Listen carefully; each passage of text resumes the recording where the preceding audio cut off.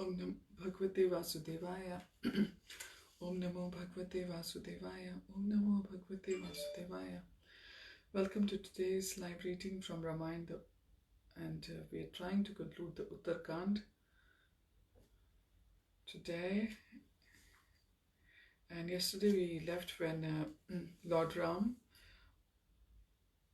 had expressed his desire to perform the Rajsuya Yajna, and the elaborate arrangements were being made, and how Vibhishan and Sugriv had also come to help. So let's begin from there. During the sacrificial performance, charity and food were distributed in profusion. No one could be seen who appeared to be neglected. Indeed, wealth and clothing were heaped as high as hills all around the sacrificial arena. Thus, the festivities continued for full 1 year as the challenge horse roamed the earth under the protection of Lakshman. Meanwhile, Valmiki called for Love and Kush and instructed them, please go out and continue reciting Ramayana throughout the land. Go to the homes of Brahmanas and the ashrams of rishis and the palaces of great kings. Chant the Ramayana while wandering through the streets, city streets and countryside. However, please first go to Ayodhya, where Ram is now engaged in performing a great horse sacrifice. If Ram invites you to chant before the assembled Brahmanas, please do so. Chant 20 chapters at a time and do not accept any payment in return. Simply say, what good is gold for those who subsist upon fruits and roots.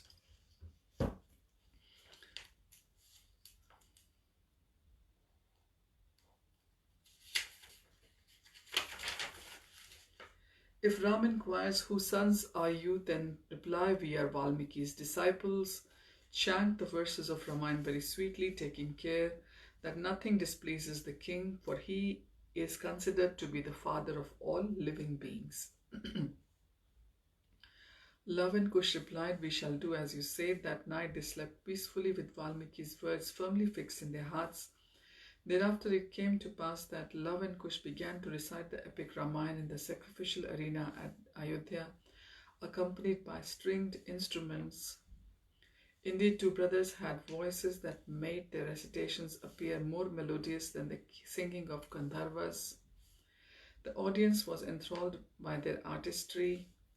Likewise, Ram listened intently, filled with great curiosity. Turning to one another, people remarked, except for their matted hair and deer skin, these boys exactly resemble Lord Ram himself. After listening to the first 20 chapters, Ram ordered Lakshman, give these noble-minded boys 20,000 gold coins, costly garments, and whatever else they desire. However, when Lakshman offered these rewards, Love and Kush refused, saying, what is the use of gold for ascetics who live on fruits and roots? Highly astonished, Ram inquired, how many parts are there in this epic poem, and which rishi has composed this? The twins replied, O king, the great sage, Valmiki is our spiritual master, and he is the author of this great literature that depicts the entire history of your life. The poem consists of 6 parts, and 7th describes your concluding pastimes. If you desire, we shall recite the entire Ramayana during the period of your sacrifice. Thereafter Ram listened with unbound pleasure as Love and Kush recited the Ramayana for many days. At last Ram concluded, these boys must be the twins of Sita. There is no doubt about it. Ram's heart melted due to affection for his sons. After considering the matter very deeply, he called for messengers of impeccable etiquette. He ordered them, go at once to the ashram of the great sage Valmiki and speak to him the following words. If Sita is indeed blameless, if her character is faultlessly pure, then let her come here with your sanction so that she can prove her innocence before all the assembled citizens. O messengers, please hurry back with their replies. Let Sita come tomorrow at dawn and establish her purity in my presence. When Sita heard Ram's proposal, She could not comply, for she considered such a public trial a great humiliation. Thus, coming to a firm decision in her mind, she dressed herself in reddish cloth and started for Ayodhya with Valmiki. A large crowd had assembled from all over the Koshal kingdom, for everyone was very curious to see Sita. Indeed, all of the demigods headed by Lord Brahma, as well as the foremost rishis, nagas, siddhas, and other celestial beings, came to witness the trial of Sita's purity. Finally, Valmiki arrived, followed by Sita, her head bent down, her hands joined in supplication. Tears filled her large eyes, and Lord Ram was firmly fixed in her heart. As the assembled citizens murmured in anticipation, Valmiki approached Lord Ram and said, "O son of Dashrath, here is the impeccably righteous Sita, whom you abandoned out of fear of public scandal. She has come here to prove her purity, thus she awaits your command. O Rama, have never uttered a lie. Make the following declaration. If Sita is tainted by even the slightest guilt, then may the results of all my accumulated austerities prove eternally fruitless. Although you loved Sita deeply and were convinced of her innocence, you still discarded her out of fear of public opinion. By dint of my spiritual vision, I can understand Sita's complete purity, thus I have come to proclaim this truth to you." Ram gazed upon Sita for a moment and announced to the assembly, "So be it, I accept all the great Rishi had said previously." The demigods also testified as to Sita's purity and happily took her back to Ayodhya. However, people began to criticize me, and thus with great reluctance I sent her away. Now I have decided that if she can prove her innocence before this assembly, then I shall accept Sita as the wife I dearly love. Everyone silently, with eyes fixed upon Sita, who stood with her gaze lowered and her head bent slightly downwards. With a short pause, Sita said to the assembly, "O goddess of the earth, please hear my petition. If since the time of my marriage I have ever thought of anyone but Ram, or if I have ever loved any man but Ram, then refuse me shelter. However, if I have only dwelt in Ram in thought and word and action, then please give me a place within you, so I need not experience the shame of facing these slanderous people."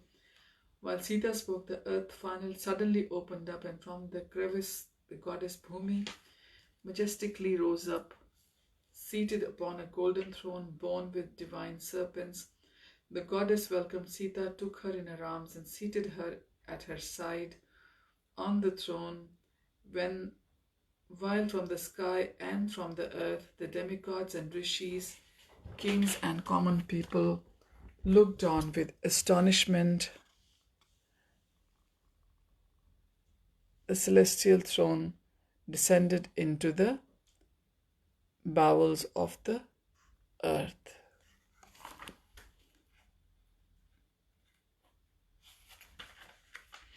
There was an uproar as all beings uttered exclamations of wonder, praising Sita for the glorious confirmation of her purity. From the heavens, the demigods rained down showers of flowers, and there was singing, dancing, and playing of musical instruments. After Sita disappeared from sight, tears welled up in Ram's eyes and anger flared within his mind. Ram lowered his head and declared, "Earth, I order you to return Sita immediately. Open up and bring her here so we may be again united. Sita is your daughter and I am your son-in-law. Give me Sita without delay, or I shall crush your mountains, burn your forests, and smash you into atoms." Lord Brahma then spoke to appease the raving, tortured Ram. "O Lord, please remember your identity. You are the Supreme Personality of Godhead, Lord Vishnu, and Sita is the goddess of fortune herself. Sita has now entered the planet of the Nagas, and very shortly she will be united with you in your transcendental abode, Vaikuntha. O Supreme Hero, Lord of the universe and maintainer of all the lives, why must I remind you of your divine position? O Lord Ram, please give up your grief and hear from your sons the concluding portion of the great narration that describes your transcendental pastimes. This epic poem, composed by Valmiki, will spread your glories throughout the three worlds for as long as the universe continues to exist. Saying this, Lord Brahma disappeared. Ram went to Valmiki's ashram with love and Kush after passing the night grieving over the loss of Sita. Ram summoned all the rishis and requested his sons to recite the Uttara kanda of Ramayana. Thereafter, Ram returned to Ayodhya but found life barren without his beloved Sita. Ram continued to rule over the kingdom strictly according to religious principles. Thus, the rains showered forth regularly, crops were abundant, and everywhere were seen signs of prosperity. Then, after the passage of many years, Kaushalya passed away, then Sumitra, and then Kaikeyi, and they all became reunited with Maharaj Dashrath in the transcendental realm. Sometimes thereafter, Yudhajit, the king of Kaikeyi, came to see Lord Ram at Ayodhya, requesting him to conquer the Gandharv king who resided north of the river Indus. Ram immediately appointed Bharat's two sons, Taksh and Pushkal, as rulers of the Gandharv kingdom. Bharat then proceeded with large army and established Taksh and Takshila and Pushkal in Pushkalavati. Finally, after 5 years passed, Bharat returned to Ayodhya. Ram then made Lakshman's two sons, Angada and Chandraketu, the rulers of Karupat. After bringing that territory under the subjugation, Lakshman had accompanied his two sons and returned to Ayodhya after the absence of 1 year. Since the closing of Lord Ram's earthly pastimes was close at hand, Time personified came to Ayodhya one day in the guise of a wandering ascetic. After attempting to arrive at the palace gate, Time announced to Lakshman, "I am the messenger from Lord Brahma. Since I have come on a very important mission, I desire to see Lord Ram at once."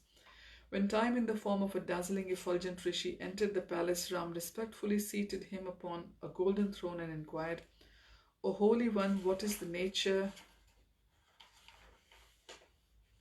of your visit? Is there some message you have come to deliver?" The messenger replied, "O King, if you honor the wishes of Lord Brahma, then our meeting will be held in private, for his words are not meant for others. Indeed, let it be known for certain that anyone who overhears your conversation will soon meet with death.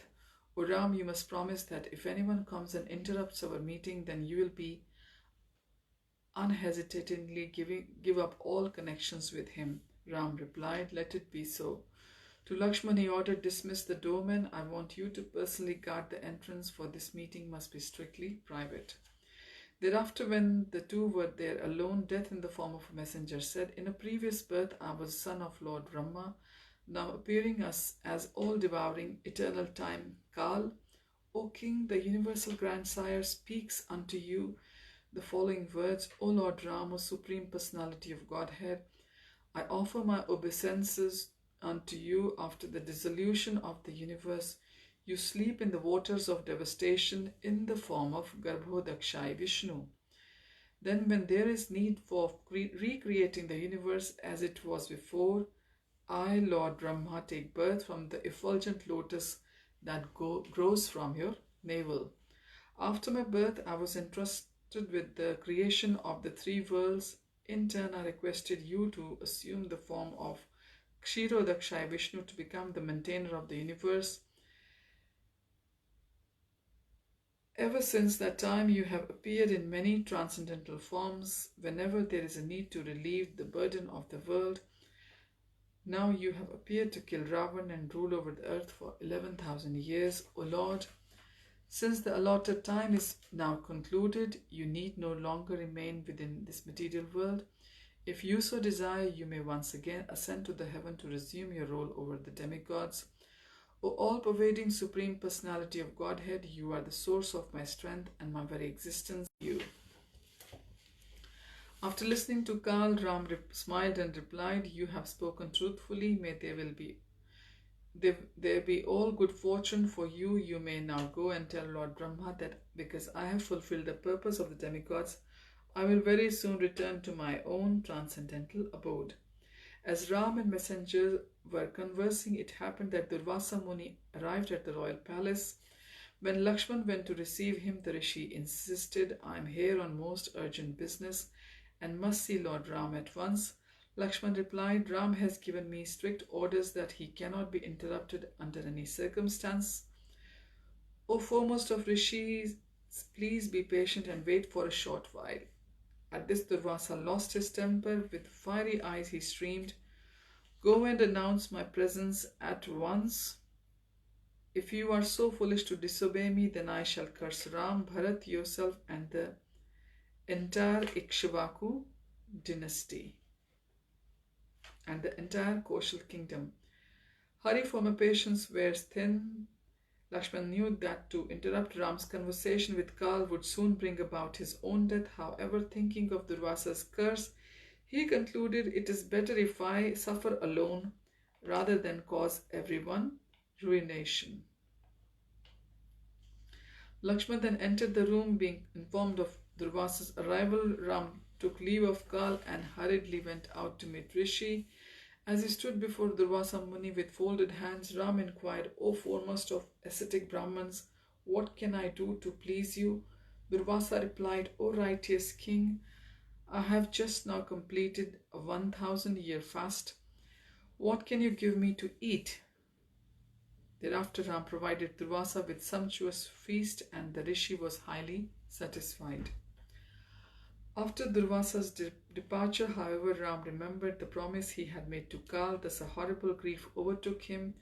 Fearing the loss of his most intimate associate, Lakshman, Ram stood as though deprived of a reason, his head bowed in dejection. Lakshman then approached his aggrieved brother and cheerfully said, "O Ram, do not lament for that which is inevitable under the control of supreme destiny. Duty must be carried out without attachment or aversion. Therefore, keep your promise and banish me without hesitation." Ram summoned his ministers, and after describing all that happened, he asked for their advice. Finally, after a long silence, Vasishtha said, "My dear Ram, by dint of my ascetic powers, I could foresee all this happening to you. Now you must keep your promise, otherwise your lifelong adherence to righteousness will be blighted. With the decay of religious principles, the world gradually comes to perish. Therefore, adhere to truthfulness and banish Lakshman." Ram appeared to think deeply over the matter. Then he announced to the assembly, "Adhering to righteousness, I therefore order the banishment of Lakshman from Ayodhya." The ministers all applauded Ram's decision, and thereafter Lakshman went to the banks of river Sarayu and absorbed his mind in the practice of mystic yoga. Then, when the time became ripe, King Indra suddenly appeared there, riding a celestial chariot. Thus, in this self-same transcendental body, Lakshman ascended to heaven amidst the singing of Gandharvas, the dancing of Apsaras, and the showering of the fragrant flowers. After Lakshman's disappearance, Ram decided to install Bharat upon the royal throne so that he could be free to follow the Lakshman's path. However, Bharat refused to occupy the throne, for he preferred to accompany Ram to the forest rather than enjoy the kingdom without him. Ram then divided the kingdom between his sons, giving Kush the northern part of Koshal and Love the southern part. After the coronation, Ram embraced his twin sons and then presented them with vast amounts of gold, jewels, thousands of chariots, and countless horses and elephants. When the citizens heard of Ram's intention to retire to forest, they became determined to follow him. Their grief due to the impending separation was unbearable. Shatrugna was also intent upon following Ram, and thus when Lord finally came out of the city, there was a great procession following him.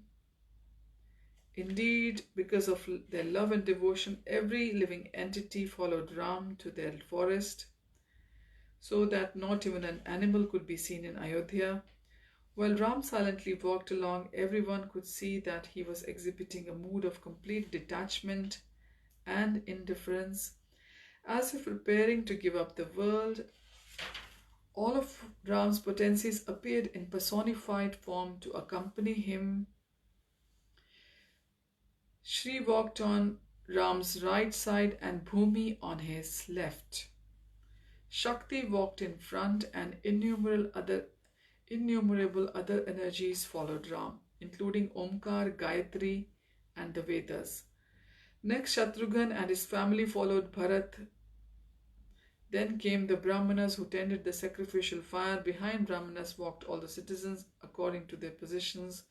Following then came all the animals.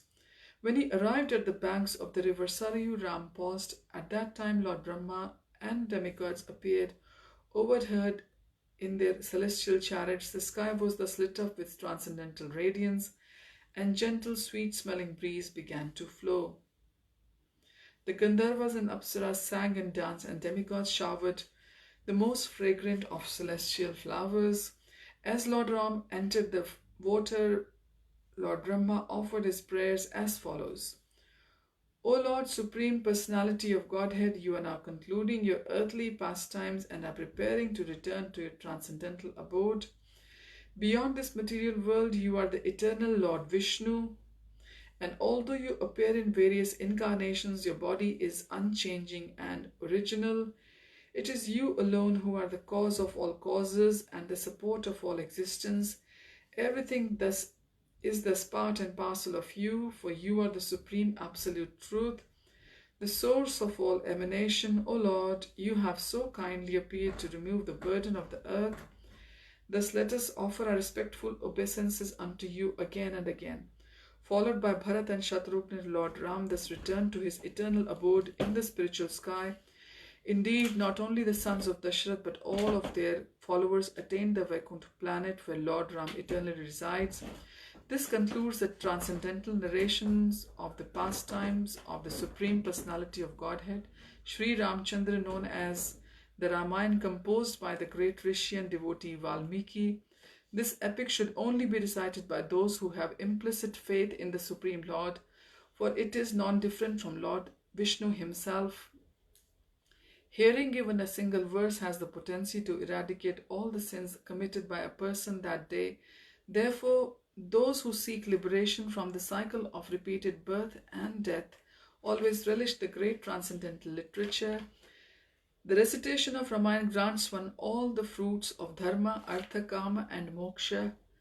Beyond that, it helps one to advance towards life's ultimate goal, the development of love of Godhead. May the readers of this book thus become blessed and inspired in Krishna consciousness. May the transcendental forms of Lord Ramchandra and Sita forever remain situated within their hearts. Om Tat Sat. This concludes the reading of Ramayana, and we have just finished the Uttarakhand. Jai Shri Ram, Jai Ram, Sita, Lakshman, Hanuman. Jai Siya Ram. And I will just read a couple of pages from the appendix, which is taken from Prabhupada. Srila Prabhupada on the position of Lord Ramchandra and purposes for his advent. This is compiled from Srila Prabhupada's translation and commentary of the Srimad Bhagavatam, 9th canto. The personality of Godhead, Sri Ram, assumed the form of human being and appeared on the earth for the purpose of doing some pleasing work for the demigods or the administrative personalities to maintain the order of the universe. Sometimes great demons and atheists like Ravan and Hiranyakashipu and many others become very famous due to advancing material civilization by the help of material science and other activities with the spirit of challenging the established order of the Lord. For example, the attempt to fly to other planets by material means is a challenge to the established order. The conditions of each and every planet are different. The different classes of human beings are accommodated there for particular purposes mentioned in the codes of the Lord, but puffed up by the tiny success in the material advancement, sometimes the godless materialists challenge the existence of God. Ravan was one of them. He wanted to deport ordinary men to the planet of Indra by material means without consideration of the necessary qualifications. He wanted a staircase to be built up directly reaching the heavenly planet so that the people might not be required to undergo the routine of pious work necessary to enter that planet. He also wanted to perform other acts against the established rule of the Lord. He even challenged the authority of Sri Ram, the personality of Godhead, and kidnapped his wife Sita. Of course, Lord Ram came to chastise this atheist, answering the prayer and desire of the demigods. He therefore took up the challenge of Ravan, and complete activity is the subject matter of the Ramayana. Because Lord Ramchandra was the personality of Godhead, he exhibited superhuman activities which no human being, including the materially advanced Ravan, could perform. Lord Ramchandra prepared a royal road on the Indian Ocean with stones that floated on the water. The modern scientists have done research in the area of weightlessness, but it is not possible to bring in a weightlessness anywhere and everywhere. That because weightlessness is the creation of the Lord, by which he can make the gigantic planets fly and float in the air, he made the stones even within this earth to be weightless and prepared a stone bridge on the sea without any supporting pillar. That is the display of the power of God due to his causeless mercy upon all living entities. The Supreme Personality of Godhead, along with his plenary extensions, appeared in the family of Maharaj Ikshvaku as the Lord of Sita, his internal potency under the order of his father Maharaj Dashrath. He entered the forest and lived there for considerable years with his wife and younger brother. The powerful Rakshas Ravan committed a great offense against him and was thus ultimately vanquished. Lord Ram is the Supreme Personality of Godhead, and his brothers, namely Bharat, Lakshman and Shatrughna, are his plenary expansions. All four brothers are Vishnu Tattva. They were never ordinary human beings. There are many unscrupulous and ignorant commentators on Ramayana who present the younger brothers of Lord Ramchandra as ordinary entities. But Srimad Bhagavatam, the most authentic scripture on the science of Godhead, clearly states that his brothers were his plenary expansions. Lord Ramchandra is the incarnation of Vasudev, Lakshman is the incarnation of Sankarshan, Bharat is the incarnation of Pradyumna, Shatrughna is the incarnation of Aniruddha. All expansions of Supreme Personality of Godhead. Lakshmi Ji Sita is the internal potency of Lord. She is neither an ordinary woman nor an incarnation of Durga.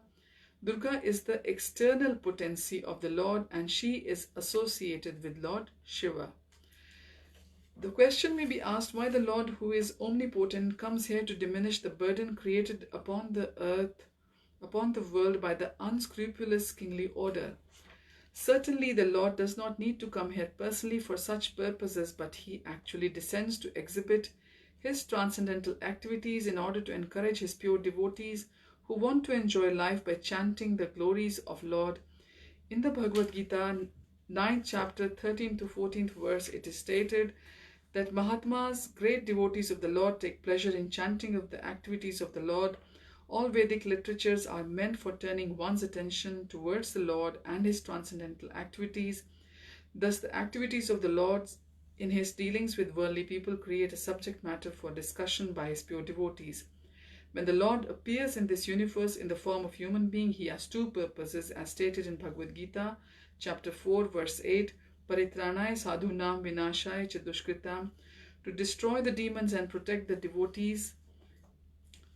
The Lord not only satisfies them by his personal presence, but also teaches them so that they will not fall down from devotional service. By his personal example, Lord Ramchandra taught the devotees that it is better not to enter married life, which is certainly followed by many tribulations, as confirmed in Srimad Bhagavatam, 7th canto, 9th chapter, 45th verse.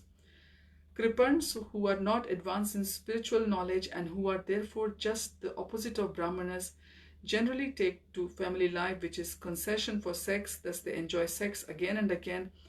Although that sex is followed by many tribulations, this is warning to the devotees to teach this lesson to devotees and to human society in general. Lord Ramchandra, although the Supreme Personality of God himself, underwent a series of tribulations because he accepted a wife, Mother Sita. Lord Ramchandra underwent these austerities, of course, not to instruct us. Actually, he never has any reason to lament for anything. Another aspect of instructions is that one who accepts a wife must be faithful husband and give her full protection. Human society is divided into two classes of men, one who strictly follow the religious principles and those who are devotees. By his personal example, Lord Ramchandra wanted to instruct both of them how to fully adopt the discipline of the religious system and how to be a beloved and a dutiful husband. Otherwise, he had no reasons to undergo apparent tribulations. One who strictly follows the religious principles must not neglect to provide all facilities for the complete protection of his wife.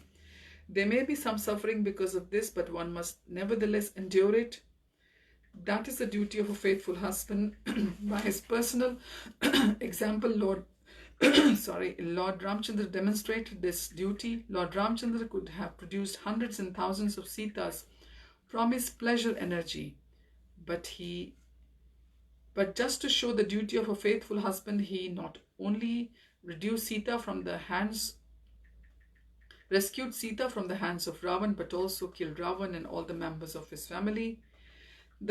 And the third aspect of the teachings of Lord Ramchandra is that although Lord Vishnu, the Supreme Personality of Godhead, and his devotees may apparently suffer from material tribulations, they have nothing to do with such tribulations. They are mukta purushas, the liberated persons under all circumstances.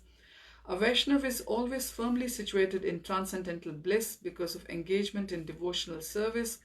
Although he may appear to suffer material pains, his position is called transcendental bliss in separation. The emotions a lover and beloved suffer when separated from one another are actually very blissful, although apparently painful. Therefore, the separation of Lord Ramchandra from Sita Devi as well as the consequent tribulations they suffered is but another display of transcendental bliss. So with these words, I take leave of you, and it has been absolute honor to be able to read the glories of Ramayana with all of you, and I have really I really must have done something nice in some life that was given this opportunity to be with you all, and thank you all for joining. Hari Om Tat Sat and Hare Krishna.